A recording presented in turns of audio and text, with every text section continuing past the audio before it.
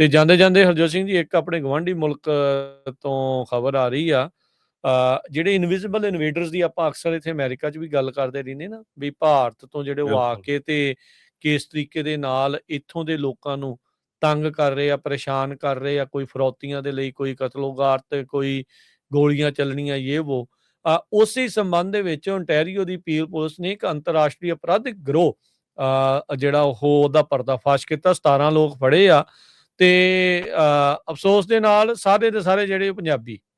ਇਹ ਹੁਣ ਤੁਸੀਂ ਹਿਸਾਬ ਲਾ ਲਓ ਵੀ ਕਿਹੜੇ ਪਾਸੇ ਵੱਲ ਨੂੰ ਜਿਹੜਾ ਗੱਲ ਆ ਉਹ ਬਣੀ ਪਈ ਆ, ਵੀ ਇਹ ਅਪਰਾਧੀ ਬਿਰਤੀ ਵਾਲੇ ਜਿਹੜੇ ਲੋਕ ਆ, ਇਹਨਾਂ ਨੇ ਆ ਕੇ ਆਮ ਲੋਕਾਂ ਦਾ, ਜਿਨ੍ਹਾਂ ਨੇ ਮਿਹਨਤ ਕੀਤੀਆਂ ਆ ਪਿਛਲੇ ਕਈ ਦਹਾਕਿਆਂ ਤੋਂ, ਸਦੀਆਂ ਤੋਂ ਮਿਹਨਤਾਂ ਕਰਕੇ ਆਪਣਾ ਨਾਮ ਖੱਟ ਰਹੇ ਆ, ਉਹਨਾਂ ਦਾ ਨਾਮ ਸਾਰਿਆਂ ਦਾ ਜਿਹੜਾ ਇਹਨਾਂ ਨੇ ਮਿੱਟੀ ਜਿਹੜਾ ਉਹ ਕਰ ਦਿੱਤਾ, ਬਦਨਾਮ ਕਰ ਦਿੱਤਾ। ਐਸੇ ਕਿੱਲ ਜਿਹੜੇ ਉਹ ਗੱਡ ਰਹੇ ਆ, ਲੋਕਾਂ ਦੇ ਲਈ ਤੁਰਨਾ ਔਖਾ ਹੋਇਆ ਪਿਆ ਆ।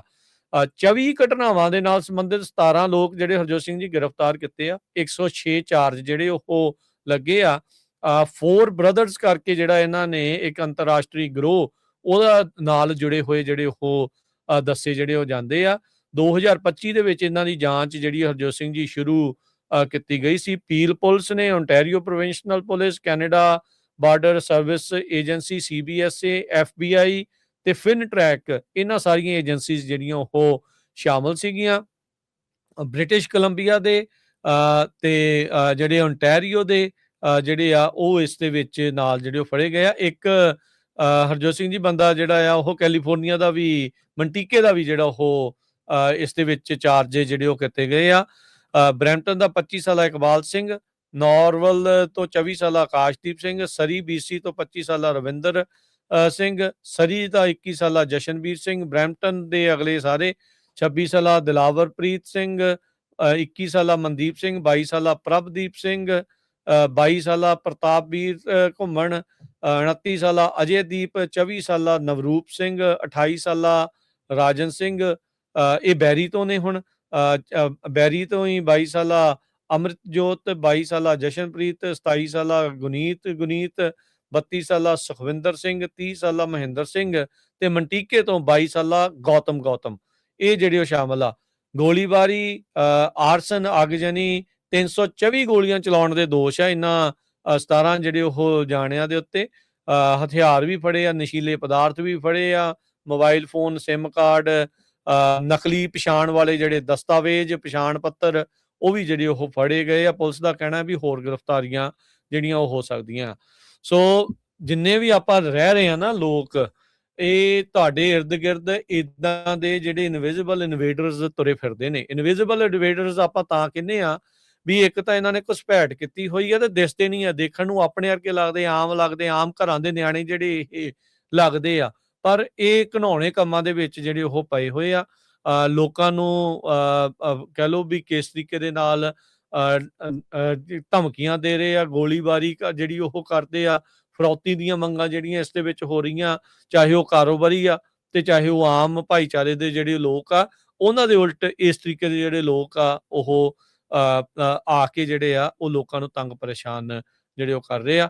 ਤੇ ਹਰਜੋਤ ਸਿੰਘ ਜੀ, ਅਫਸੋਸ ਵਾਲੀ ਗੱਲ ਆ ਵੀ ਪੰਜਾਬ ਦੇ ਜਿਹੜੇ ਜੰਮੇ ਜਾਏ ਆ ਉਹ ਕਿਹੜੇ ਕੰਮਾਂ ਦੇ ਵਿੱਚ ਜਿਹੜੇ ਉਹ ਪੈ ਗਏ ਆ। ਮਿਹਨਤ ਦੇ ਲਈ ਜਾਣੇ ਜਾਂਦੇ, ਲੋਕਾਂ ਦੀ ਇੱਜ਼ਤਾਂ ਦੇ ਰਾਖੇ ਜਿਹੜੇ ਉਹ ਮੰਨਣ ਵਾਲੇ, ਕਹੇ ਜਾਣ ਵਾਲੇ, ਇਹ ਅੱਜ ਕਿਹੜੇ ਫਰੌਤੀਆਂ ਦੇ ਵਿੱਚ, ਗੋਲੀਆਂ ਕਾਂਡਾਂ ਦੇ ਵਿੱਚ ਤੇ ਅੱਗਜਣੀਆਂ ਦੇ ਵਿੱਚ ਜਿਹੜੇ ਉਹ ਲੱਗੇ ਪਏ ਆ। ਅਕਲ ਨੂੰ ਹੱਥ ਮਾਰਨਾ ਚਾਹੀਦਾ ਤੇ ਆਮ ਲੋਕਾਂ ਨੂੰ ਬੜੇ ਹੀ ਸਤਰਕ ਰਹਿ ਕੇ, ਸੁਹਿਰਦ ਹੋ ਕੇ ਕੰਮ ਕਰਨਾ ਚਾਹੀਦਾ।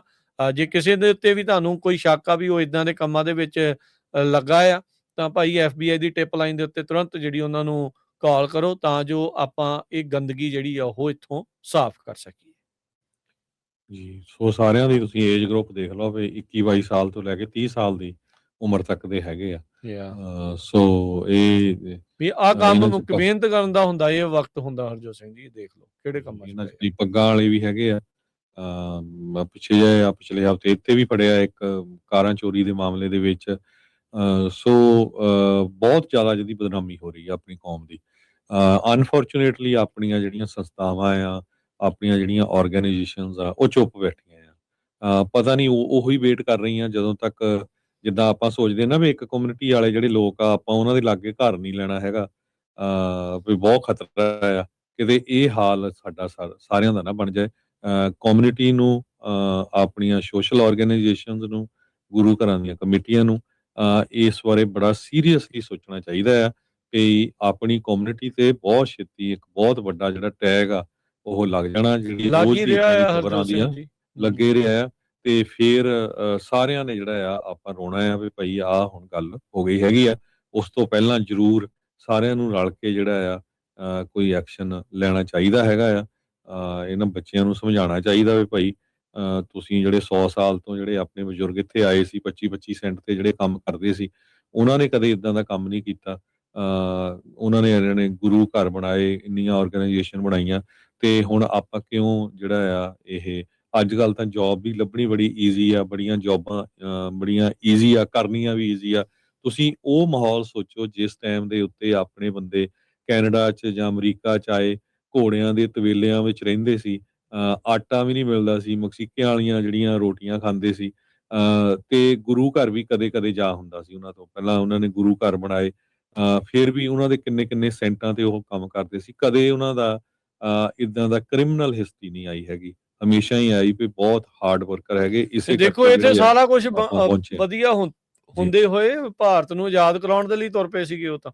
ਜੀ, ਸਭ ਕੁਝ ਛੱਡ ਕੇ ਹਨਾ ਵੀ ਉਹ ਇੱਕ ਉਹ ਲੋਕ ਸੀਗੇ ਤੇ ਇੱਕ ਅੱਜ ਦੇ ਆ। ਸੋ ਸਾਰਿਆਂ ਨੂੰ ਨਹੀਂ ਆਪਾਂ ਇੱਕੋ ਰੱਸੇ ਬੰਨ੍ਹਦੇ, ਪਰ ਆਪਾਂ ਇਹ ਕਹਿ ਰਹੇ ਹਾਂ ਵੀ ਆਪਾਂ ਥੋੜ੍ਹੇ ਦੇਖੀਏ ਵੀ ਕੀ ਜਿਹੜਾ ਉਹ ਚੱਲ ਰਿਹਾ। ਜਿਹੜੇ ਕੋਈ ਏਦਾਂ ਦੇ ਕੰਮ ਕਰ ਰਹੇ ਆ ਉਹਨਾਂ ਨੂੰ ਐਕਸਪੋਜ਼ ਕਰਕੇ ਤੇ ਉਹਨਾਂ ਨੂੰ ਉਹ ਗੰਦਗੀ ਨੂੰ ਜਿਹੜਾ ਉਹ ਸਾਫ਼ ਕਰਨ ਵੱਲ ਨੂੰ ਆਪਾਂ ਨੂੰ ਵਧਣਾ ਚਾਹੀਦਾ ਹੈਗਾ ਆ। ਜੀ। ਤੇ ਹਰਜੋਤ ਸਿੰਘ ਜੀ ਆਪਾਂ ਹੁਣ ਇਜਾਜ਼ਤ ਲੈਂਦੇ ਹਾਂ। ਸਮਾਂ ਆਪਣੇ ਪ੍ਰੋਗਰਾਮ ਦਾ ਸਮਾਪਤ ਆ। ਮਿਲਦੇ ਹਾਂ ਜਿਹੜਾ ਅਗਲੀ ਵਾਰੀ। ਸਭ ਨੂੰ ਪਿਆਰ ਭਰੀ ਸਤਿ ਸ੍ਰੀ ਅਕਾਲ। ਸਤਿ ਸ੍ਰੀ ਅਕਾਲ।